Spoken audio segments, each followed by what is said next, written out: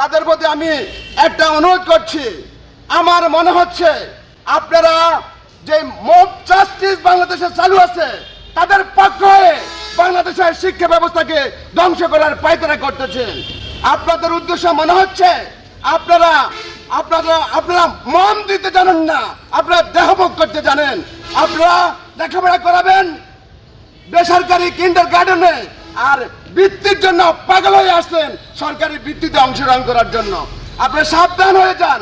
আপনারা যদি সরকারকে বিতর্কিত করার জন্য, প্রাথমিক শিক্ষাকে ধ্বংস করার জন্য রাস্তায় নামেন, তাহলে বাংলাদেশের 65,000 শিক্ষক, শিক্ষার্থী, শিক্ষক বৃন্দ রাস্তায় নেমে আপনাদের অসৎ উদ্দেশ্য প্রতিহত করবে ইনশাল্লাহ।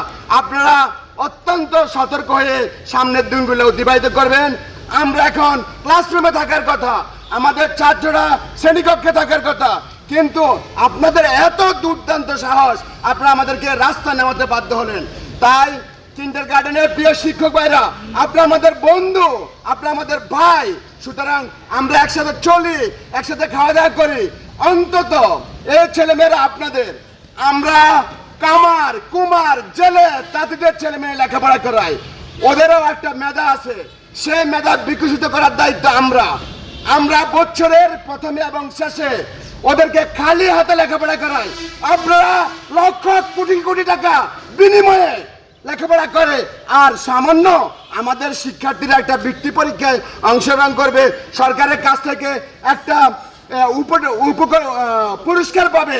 আপনারা সেই লোভ সামলাতে পারেন না। কি আশ্চর্য ব্যাপার!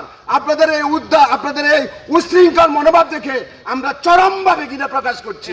আমি আশা করি আজকের এই মানববন্ধনের পরে আপনারা নিস্তব্ধ হয়ে যাবেন, নিরিবিলি হয়ে যাবেন।